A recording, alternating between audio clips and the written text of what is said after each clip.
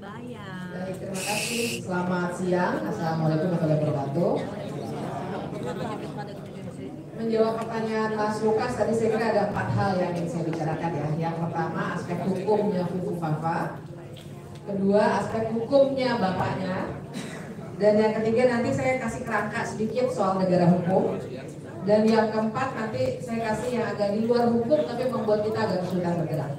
Nah, jadi pertama aspek hukum Fufu Fafa. Jadi kalau persoalannya tadi sudah diuraikan dengan sangat baik ya. Jadi saya nggak akan mengulang. Tadi sudah banyak sekali yang ditampilkan, semua bukti dan lain sebagainya. Dan saya setuju dengan Mas Dedi bahwa pasti Pak Prabowo bukan nggak tahu.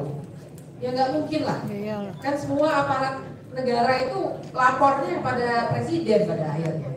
Dan sebelum itu pun kita semua paham bahwa tangan-tangan dan jaringannya Pak Prabowo juga sangat kuat pun sebelum jadi presiden. Jadi kalau dia nggak tahu ya nggak mungkin. Nah, jadi pertanyaannya adalah kenapa sampai sekarang dan sampai pelantikan belum ada tindakan apapun dari kekuasaan itu sendiri. Nah, jadi Ibu dan Bapak sekalian, saya ingin membahasnya pertama-tama dari aspek timeline dulu deh. Dari segi timeline, jangan lupa bahwa besok kita masih punya kerjaan politik yang namanya nyoblos pilkada. Dan kita semua tahu pilkada ini juga luar biasa, nggak kaleng-kaleng ini semua, maksud saya pilkada serentak yang luar biasa banyak. Dan sangat kelihatan tuh antara yang didukung oleh kekuasaan, bahkan kalau saya hobinya sambil jogging tuh dengerin bocor alus ya. Jadi saya denger bocor alus yang waktu kemarin tuh ada acara di mana ada yang ke Solo lah gitu berkonsultasi, dan kemudian setelah itu sampai ada yang sudah beredar ya surat, bayangkan sudah nggak malu-malu bahkan untuk mengeluarkan surat resmi pakai kop, walaupun kopnya bukan gambar Garuda tapi nama, tapi kan artinya ada yang memang sedang betul-betul dipertaruhkan paling tidak sampai besok atau sampai semua kepala daerah selesai urusannya bahkan di Mahkamah Konstitusi. Jangan lupa nanti ada sengketa pilkada kan segala macam. Nah, jadi itu satu ya, timeline pertama. Timeline 1B-nya adalah kalau kita semua melihat, kita selalu ngitung 100 hari. 100 harinya Ibu dan Bapak sekalian dan kawan-kawan, kita harus hitung dengan memperhitungkan pilkada, tapi juga dengan memperhitungkan aspek-aspek lainnya untuk menjaga supaya ada kestabilan politik. Paling tidak di mata pemerintah yang sekarang. Kestabilan politik ini kelihatan sekali mau dijaga dengan rapi. Kita tahu sekarang ada kantor komunikasi presiden yang lebih rapi dengan segala macam ininya ya, jajarannya kita semua tahu, banyak kawan-kawan kita juga di situ. Jadi ingin dijaga betul, dan teman-teman dari Ibu Bapak ingat bahwa ada laporan juga bahwa ada permintaan misalnya kepada Komnas HAM, paling tidak itulah yang diberitakan oleh Tempo, meminta supaya kasusnya Cak Munir itu jangan diapa-apain dulu paling tidak sampai 100 hari. Jadi mau dijaga betul kestabilan politik dalam tanda kutip. Nah, jadi itu yang harus kita baca untuk menjawab pertanyaan, apakah nanti akan ada sesuatu setelah 100 hari? Itu satu ya, pertanyaan pertama. Pertanyaan keduanya adalah sesuatu itu apa? Nah, jadi yang dipaparkan oleh Mas Roy tadi, sebenarnya saya mau bilang, kita jangan berharap sama pidana, Mas Lukas. Karena kalau pidana, kita nggak akan, kita mau pakai apa, pasal apa? Penghinaan presiden. Pembuktiannya luar biasa, Ibu Bapak ngomong-ngomong soal itu ya, saya tuh baca putusannya Bawaslu ketawa tuh, yang apa tuh bikin video tuh, katanya nggak bisa kena karena kalau dibuatnya videonya hari Minggu, katanya gitu ya. Artinya presidennya lagi nggak jadi presiden. Saya bilang sama teman-teman saya, kalau gitu kita hina-hina aja yuk.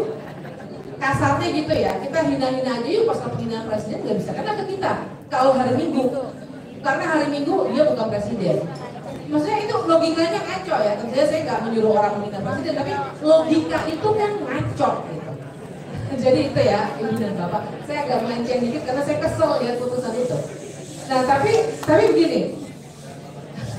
Saya begini. Jadi pasal pidana menurut saya akan sangat susah untuk kita masukkan. Pasal penghinaan presiden nanti kita harus berdebat di persoalan teknisnya. Tapi ada satu sebenarnya yang membutuhkan proses politik. Jadi dia hukum dan politik berkelindan, yaitu pasal pemakzulan. Pasal pemakzulan, Ibu dan Bapak, saya sebenarnya ada satu bahan lama yang tadi saya screenshot aja, nggak usah dibagi, nggak apa-apa. Saya bacakan aja ya pasalnya ya. Ada pasal 7B dalam konstitusi kita yang bilang bahwa, saya bacakan aja ya Ibu Bapak ya. Pasal 7B ini bilang bahwa 7A-nya dulu, presiden dan wakil presiden dapat diberhentikan. Presiden dan atau, bukan hanya presiden, tapi juga wakil presiden dapat diberhentikan oleh MPR atas usul DPR karena melakukan apa sajakah itu. Nah ini yang menarik, pasalnya bilang bahwa ini saya agak ini lihatnya nih, karena saya screenshot. Intinya adalah salah satu alasan untuk pemakzulan adalah perbuatan tercela. Perbuatan tercela. Jadi bukan hanya tindak pidana korupsi, kemudian kan ada pengkhianatan kepada negara, tapi juga perbuatan tercela, Ibu dan Bapak sekalian. Nah, perbuatan tercela ini kalau kita lihat modelnya di Amerika Serikat, ini yang namanya misdemeanor. Jadi yang kecil-kecil. Kenapa perbuatan tercela masuk? Logikanya adalah persis seperti hal-hal yang sekarang ini kita hadapi. Nggak perlu jadi koruptor, jangan sampai lah ya.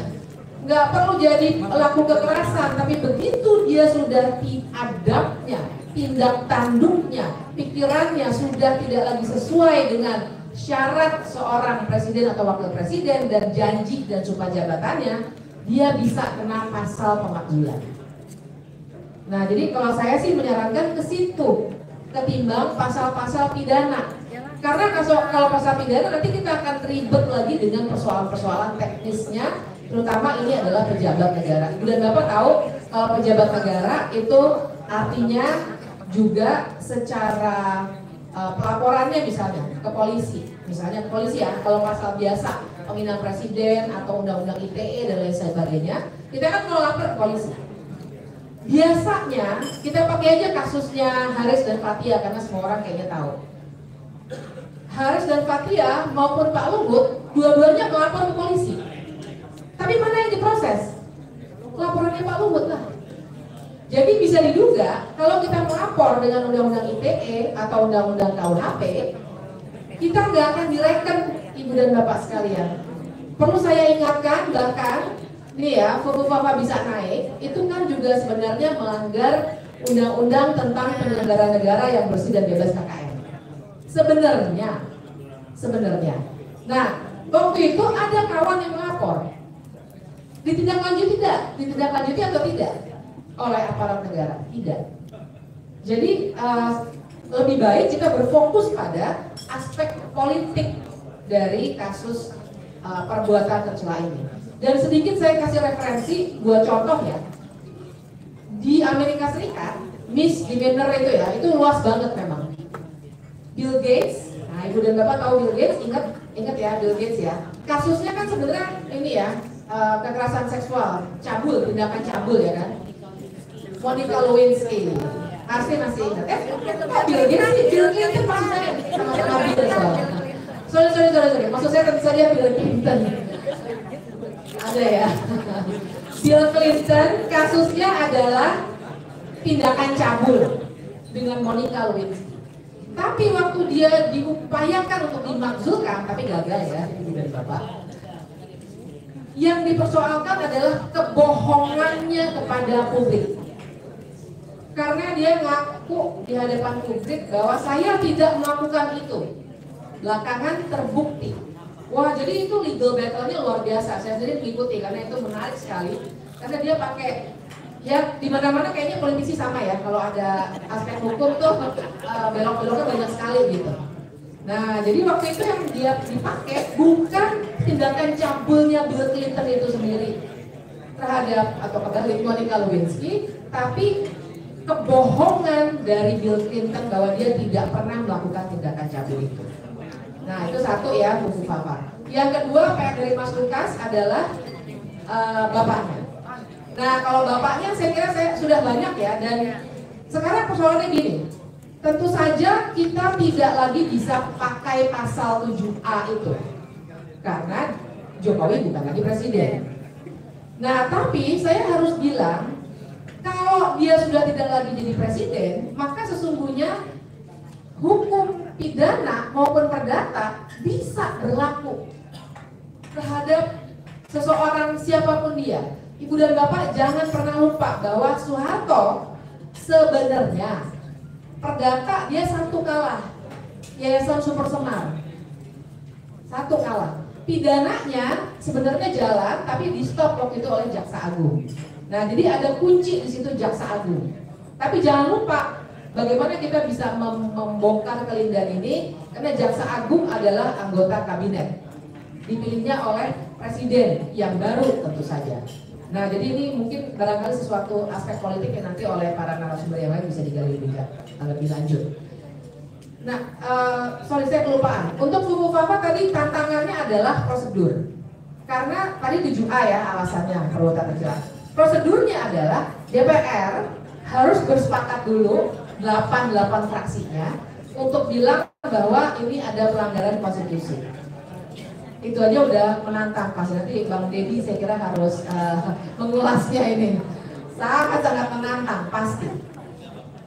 Kalau DPR sudah setuju, DPR harus mengirimkannya ke Mahkamah Konstitusi. Mahkamah Konstitusi akan memeriksa secara hukum. Kalau terbukti, nah mungkin nanti Mas Roy bisa dipanggil oleh Mahkamah Konstitusi, maka Mahkamah Konstitusi akan ngirim balik ke DPR. Kemudian DPR bikin sidang MPR. Berarti DPR-nya sekarang plus DPD 2/3 harus setuju untuk memakzulkan. Nah jadi tantangan politiknya luar biasa besar. Tapi saya taruh aja dulu di atas meja, nanti kita diskusikan. Karena menurut saya barangkali ini juga sesuatu yang harus kita olah, bukan hanya politik formal. Tapi masuk saya poin yang berikutnya, persoalan kita adalah jangan sampai kesalahan-kesalahan baik oleh Fufu Papa maupun oleh bapaknya itu kita diamkan dalam konteks negara hukum. Masalahnya adalah Ibu dan Bapak, ini akan jadi presiden. Sekarang saja bahwa Soeharto belum pernah diadili secara pidana dijadikan referensi secara salah, seakan-akan presiden kebal hukum. Padahal tadi makanya saya ingatkan, sebenarnya udah mulai, cuma di stop secara politik. Nah yang saya khawatirkan kalau kita bahkan tidak memulainya, yang akan terjadi adalah bangsa ini akan selalu mengingat bahwa kekuasaan tidak bisa dicek. Dan ini bahaya buat kita ke depannya. Dan yang terakhir, tadi saya poin terakhir gini. Masalahnya adalah kalau Milan Kundera sering banget sudah dikutip ya, udah agak ini ya, udah agak terlalu pasaran dan kalian dikutip, tapi tetap relevan. Perjuangan melawan kekuasaan adalah perjuangan melawan kekuasaan. Nah, yang saya khawatirkan Ibu dan Bapak sekalian, secara hukum sulit, secara politik nampaknya makanan lebih menarik daripada omongan.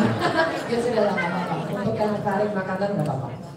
Tapi saya mau bilang, yang saya khawatirkan kalau hal ini tidak kita narasikan terus-menerus, ini akan tenggelam. Bukan hanya secara hukum, di media sosial sampai udah ada yang bilang, oh Fufu Fafa itu Roy Suryo gitu kan. Itu kecil-kecil Ibu dan Bapak, tapi nanti kita bisa tanya lagi sama Mas Roy, bagaimana peternakan buzzer itu jalan terus. Barangkali di sini juga ada. Nah, tapi saya nggak soal pada kalau pada kita, saya kira kita semua udah biasa dengan itu. Persoalannya adalah sebagai bangsa. Kalau adik-adik kita, anak-anak kita, cucu kita sampai 10-20 tahun kemudian selalu percaya bahwa kekuasaan tidak bisa diawasi, tidak bisa kena akibat hukum dan politik, bangsa ini lama-lama tidak akan bisa punya negara hukum. Dan menurut saya itu yang paling penting. Ya, terima kasih.